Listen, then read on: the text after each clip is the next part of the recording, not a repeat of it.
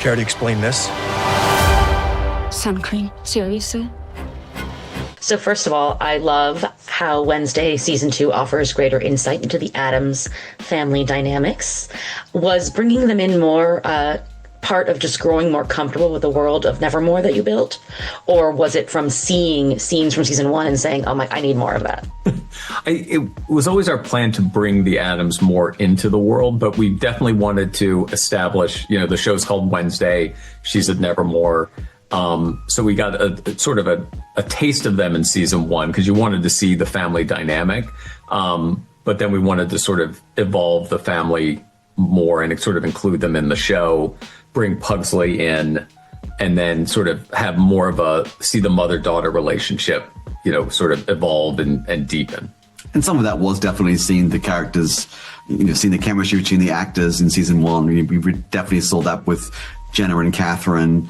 It's a great scene with Louise and Jenna when Gomez is arrested, and they have a great father-daughter relationship. So really, we were inspired by that, but also the idea of what would it be like. It was sort of Wednesday's nightmare that Morticia and the family are at school with her. So that sort of like just added more conflict to her life and complications to her life in season 2. Absolutely. And speaking of that mother-daughter relationship, it is funny because I think Gomez kind of is very go with the flow when it comes to Wednesday, but Morticia really does want to have a deeper relationship with her daughter or a better understanding of her daughter. And there is that block. What can you say about the tension in the relationship this season? Well, I think that the tension is, it's really about control. Wednesday always wants to try to control the situation. She tried to control her power, which has led to her losing it.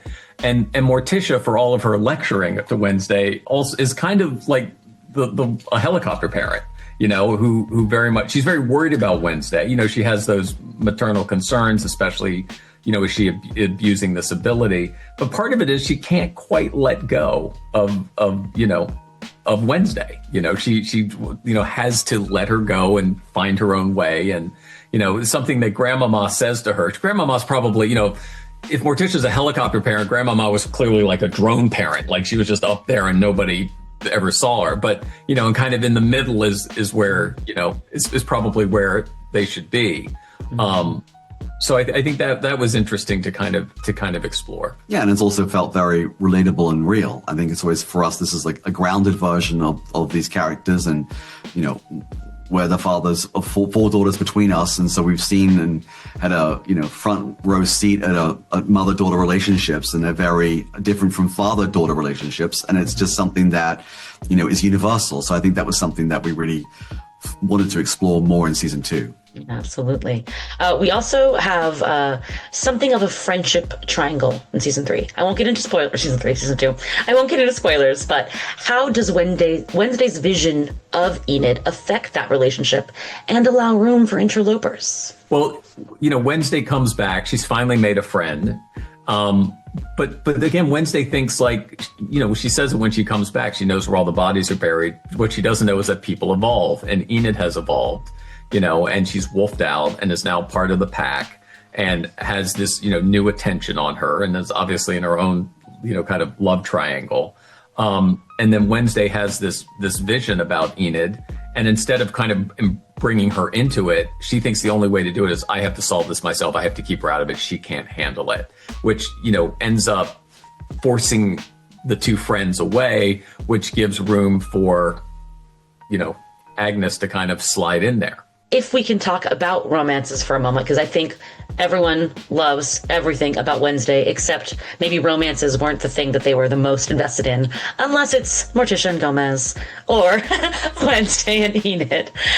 So did that come into consideration when you brought back Tyler and Ajax, when you introduced Bruno? Like, how did you guys want to move forward with romances in season 2? Well, romance feels very much part of the teenage world, right? Something that the teenage experience definitely involves romance and exploring that aspect of life.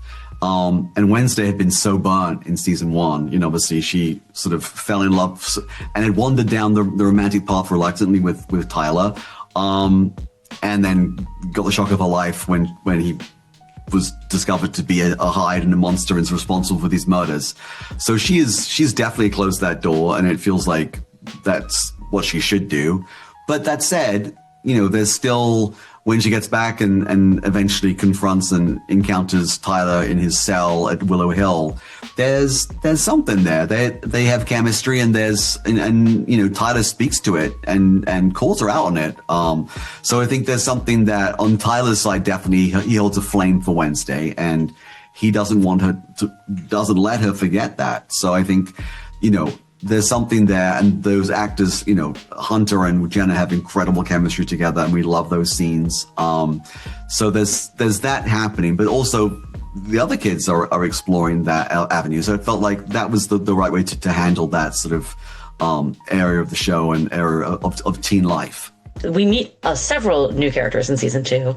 I see Billie Piper and lose my mind. But is there a character, casting aside, incredible casting that you do throughout, is there a character you're kind of most excited to explore or for fans to see in season 2 for each of you? We have a couple. It was fun to have Steve Buscemi as the new principal, and he brings a completely different energy than Gwendolyn Christie did in season 1.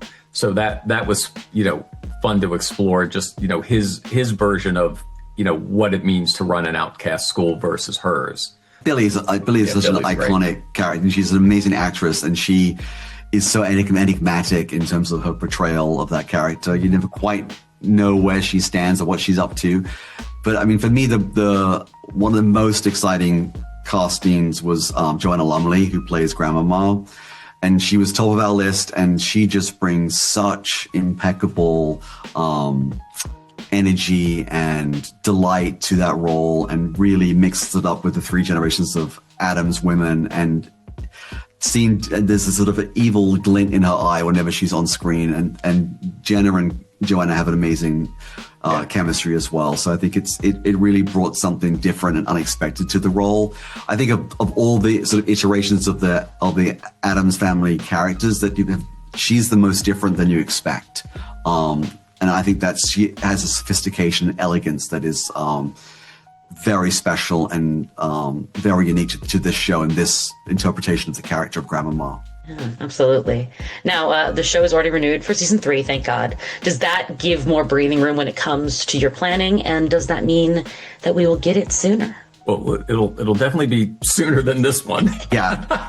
And that obviously it wasn't our design or plan to have this 3-year delay between seasons. It was like we had a writer's strike and various other things, but we're really excited to move much more quickly into season 3, and we're already underway in the writers' room for that. So it's full steam ahead for Wednesday season 3 now. Yeah. Speaking of the ever-expanding world of Nevermore, have you guys had any discussions about potential spin-offs, or are you focused on making Wednesday all she can be? We're focused on making Wednesday it's all Wednesday all the time at the moment. Yeah.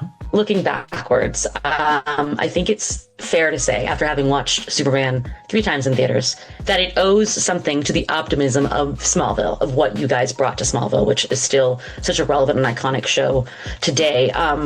Have you seen the film, and how does it feel that kind of your take on that superhero still resonates so deeply? We unfortunately have not seen the movie yet, just because we've been so busy with the show, getting this, but it's been great. The fact that, Smallville was kind of, their first iteration of Superman is really gratifying. And the fact that, you have a new movie that really focuses on, the positivity of the character and that kindness and that humanity, it's kind of the enduring fact of Superman is that he can evolve for every generation. So, we're happy to be a part of that long canon. Yeah, having spent, 7 years of our lives devoted to that character, it's he means a lot to us, and the fact that this movie has done so well just speaks to the idea that, Superman is this eternal character, and that, beacon of optimism, and offers the best of humanity, even though he's an alien. It's always like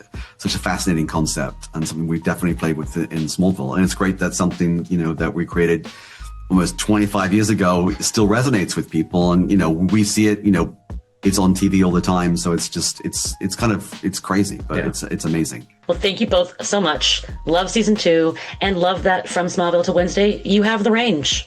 So may you continue to give us optimism and pessimism all throughout. Thanks so much. Wednesday Addams is here. It's Addams with 2 D's, like padded room.